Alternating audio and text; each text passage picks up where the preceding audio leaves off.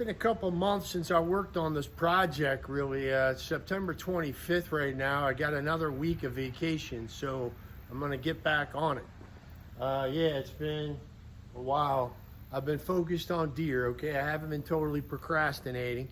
I've shot 7 deer and 3 groundhogs on the property, and there's still a lot of deer causing damage to the crop of grapes, okay? The harvest, we're in the middle of the harvest at the vineyard here.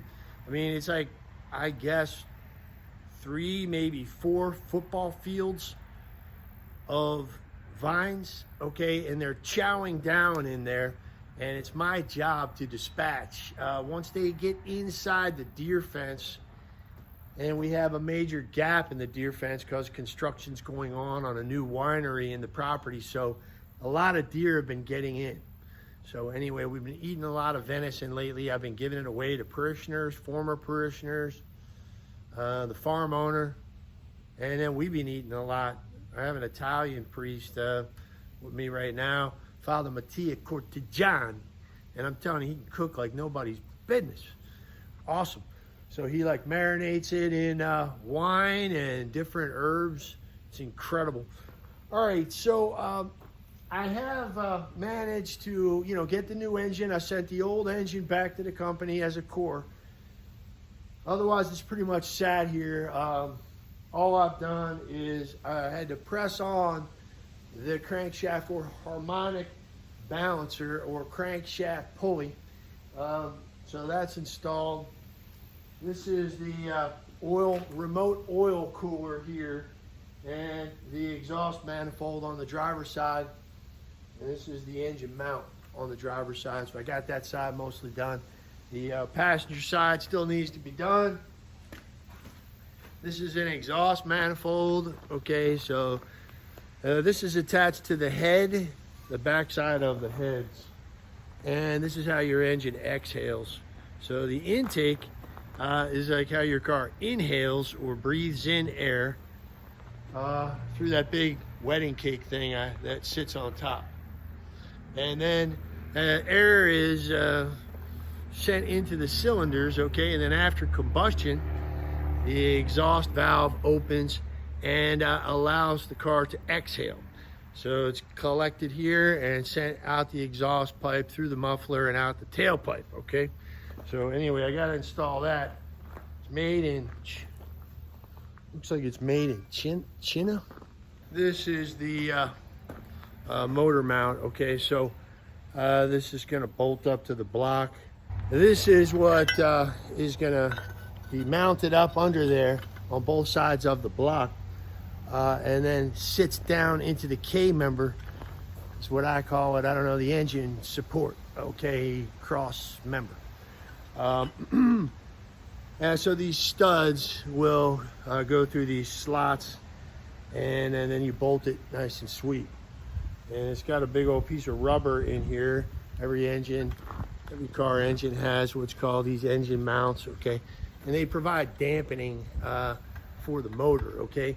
The motor is shaking and moving, and it's not transferred straight into the frame of the car. At least has a little buffer there and just allows the engine to have a little play.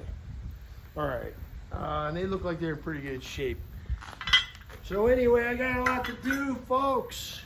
Hopefully in the next couple days, I'll be able to reinstall this in the engine, but as my old boss used to say in the carpentry trade, talking about it ain't getting it done. Hello, Father Larry here, day 2 on the engine install, and it went well. Everything's on that needs to be on to install the motor. So tomorrow's the install day, so I'm calling it quits for the night, doing a mini cleanup. And the only trouble today was the dipstick tube right here. This sucker is buried down in there and seats in the block, and I had to wrestle that thing. First of all, I had to run out. I had ordered one online and it didn't show up in time before I left, so I returned that, on Amazon, and then went out to Napa, found one 25 minutes away that had the thing, and it was only 20 bucks. But man, it was a rascal to get in there. It wouldn't seat in the hole. So a lot of sanding of the tube to get the paint off and actually remove material metal to get it to go in the hole. But with the O-ring and RTV and then tapping it in carefully at the last little bit, I got it to seat nice and sweet. So I feel very good about that. All right, so we'll see you tomorrow. God bless you. Hello everyone, Father Larry here. So I got a big smile on my face because that engine's sitting there nice and pretty. Can't tell you what a struggle it was. So Sunday and Monday, it took me 2 days just getting it ready for the install. All right, and then yesterday was Tuesday. So yesterday then my brother-in-law came over and the farm owner, and the three of us tackled the install. But we first had to get this stupid alignment pin was stuck in the bell housing from when I pulled the old motor out. So we actually tapped the thing out, put a bolt, ran a bolt into it, and then we're able to punch it out from the back side. Otherwise, it's a long story, but it wasn't that simple. Of course, it can't be that simple. All right, but anyway, we were fussing with that for a while. Little things like that you get hung up on. All right, but look, people have been asking me if, I had help to do this project. I mean, most of the work I'm doing myself, folks. I mean, all the unbuttoning and peeling back all this stuff to pull the motor is where all the work is. Days and days, okay? I put into it myself. But then when I went to pull the motor, I just called the farm owner and he came over, and it took 15, 20 minutes for us to pull the motor out. Just yanking it out, easy peasy. But putting it back in, I also need help. I mean, it's much better if you got two, preferably 3 guys. Makes it really nice. Okay, so you got guys going around each side, getting under, passing wrenches back and forth, prying things, pushing things. The finesse and fussing around to get it all aligned, all right? The transmission and the engine to get them to mate up to consummate that marriage. Oh my goodness, is it tricky. All right, so really we started it yesterday afternoon and finished it today. I had an old parishioner of mine and his son come over today to help me a little bit, and we finally got it done, and I took those guys out for lunch. I've never been so happy to pay the bill for those guys because I was so grateful, so jubilant in getting to this point, because this was the main thing I was tentative about. So I kind of feel like I'm over the hump with the project. We'll see. I don't want to set myself up for disappointment, but I still have days and days of work. It's back to me just putzing around in here to get all this buttoned up and put back together again. So I'll give you a report next time. God bless you. Hello, Father Larry here. It's Monday, my day off. And last week I was on vacation. So I just want to recap what went down last week with this install of the engine. I got it in now. So I spent Sunday and Monday getting the engine prepped and ready while it's sitting out here in the open on the engine stand, and got it all dressed up. All right, did everything I could to get it ready for install, which occurred on Tuesday and Wednesday. Fussed and finessed the thing into place. Got this marriage to occur between the transmission and the engine. All right, then Thursday I crawled around on my back, getting the engine mount bolts and the training mount bolts tight, and finishing the bell housing bolts, the torque converter bolts. I put a nice fresh starter in there and tightened up the exhaust bolts. All right, then Friday started working up above, got the air conditioning in, hooked up the power steering lines, installed the water pump, started installing different miscellaneous sensors and things. All right, so today my big goal is to put the intake in. All right, so I want to show you the intake before I install it, because it's interesting. You rarely get to see an intake out of a car or truck. So, but before I do that, I thought it would be good to just do a little Engine 101 overview for the benefit of those who don't really have a clear sense of how an engine works. Let's talk about that. Crash course in internal combustion engine 101. Same basic technology, folks, we've been using since the beginning of the 20th century, end of the 19th century. They invented this thing. The first time it got like mass produced was Henry Ford's Model T. All right, now you got two basic components to an engine. You got the bottom end. This one's made out of cast iron. All right, and inside the bottom end, or what we call the engine block, is the rotating assembly. All right, so behind this crankshaft pulley is the crankshaft, which runs the whole length of the block. It's this funny shaped thing. The best way to think of it is like a bunch of legs, you know, pumping up and down on bicycle pedals. That's basically how it works. Your knees are going up and down in a linear fashion, but then it's translated into a rotary motion by the flexing of your knee going around and around the crankshaft on your bike. Same thing on a car. So basically you got this piston is kind of like your leg going up and down. The piston travels up and down inside these cylinders, which are inside the block. Now there's 4 cylinder, 6 cylinder, 8 cylinder, 10, whatever cylinder. Okay, this is an 8 cylinder vehicle. And we call it a V8 simply because it's in a V configuration. So there's a bank of 4 cylinders on this side of the block and 4 on this side. And inside of each one of those cylinders is a piston. And the piston's going up and down inside that cylinder. The rod connects it to the crankshaft. So there's a journal, this polished journal on this throw arm of the crankshaft. So the crankshaft is going around and around while the piston travels straight up and down. So you're getting this transmission of a linear motion to a rotary motion. So that's basically how it works. So it's going to run off of air, fuel, and spark. This combustion is a controlled combustion occurs inside the block, inside those cylinders. And the air, fuel, and spark is delivered through what we call the top end of the motor, or the head. These are made of aluminum. On either side of the block sits this top end or head of the motor.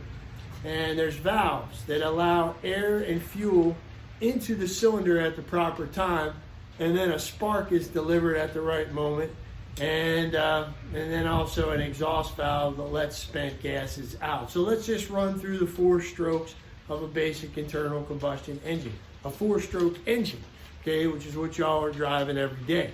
All right, so basically you got the piston up there. Let's say it's at the top dead center point, as far up as it can go before it starts coming down again. So it's at the top, right up by the head. It's going to travel down. We call that the intake stroke. So that intake valve is going to open and allow air and fuel into the cylinder. Then when it gets to the bottom dead center point, when it starts coming up again, the intake valve is going to shut. Okay, and now we call this the compression stroke. So the piston's going to travel up the cylinder and compress that air-fuel mixture. It's going to become a very volatile situation. And at that very moment, the spark plug's sitting in there right at the top of the cylinder, and it's going to go and send a little spark into that, and it's going to cause combustion to occur, which is going to drive the piston down. That's called the power stroke. Then the exhaust valve opens and the piston travels back up and pushes all that spent gas out the exhaust manifold, out the side of the head, into the downpipe, out the exhaust pipe, through the muffler, and out the tailpipe of the car, and into the atmosphere. All right, so that's basically it. Intake, compression, power, exhaust. Intake, compression, power, exhaust. I made some engine videos about how an engine works, that if you find this interesting, you can look at next if you want. All right, folks, so this is the intake. It's going to sit up on top of the engine like this. All right, so it's going to deliver the air, fuel, and spark to the head of the engine, and then ultimately into the cylinder and so forth. All right, let's talk about air first. So on top of here is going to bolt the throttle body. So the air is going to come in, down, into this like plenum down here, and through these runners to each one of these cylinders. See that hole right there? So that's where it's going to go. Now, let's talk about the fuel. So you got sitting on top of the intake. You see these metal tubes right here. These are fuel lines. This is what you call the fuel rail, all right? So, see these guys right here. This is where the fuel lines from the gas tank are gonna come up and hook up right here, all right? And the fuel pump is gonna pressurize this whole fuel system. And then these guys right here are fuel injectors, all right? So this is an EFI motor, or electronic fuel injected motor. All right, so in the old days, you would have a carburetor that would do this. My hot rod, I have a carburetor. All right, so so this guy is controlled by the engine management system, or ECM, engine control module, or power control module, powertrain control module, whatever, ECM, PCM. It's an onboard computer, okay? Tells this fuel injector when to inject that fuel into the airstream, and eventually it goes into the cylinder through the head. All right, next, let's talk about spark. So right here, what we have is, this is called a coil pack, all right? So inside the head is the actual spark plug, and the tip of it is sticking out into the top of the cylinder to deliver that spark at the proper time. All right, so right here it hooks up to the engine harness, all right? And it's gonna tell it when to deliver the spark, all right? So anyway, that's basically it. I don't wanna belabor it any more than that. Let's get this thing installed. Hello, this is Father Larry. Today's October 31st, Halloween. I'm on my day off, and last week I started the truck. Couldn't get any oil pressure until I realized I hadn't plugged in the oil pressure sending unit or sensor into the wiring harness. That's kind of funny at the end of this whole thing. But anyway, truck starts, runs. I have already had it out, driving it around the farm just initially. Now I just got to put the bumper and the grill and all that stuff, the headlights and the hood back on, and take this thing for a test drive. But just for fun, you want to hear it start up? Hang on.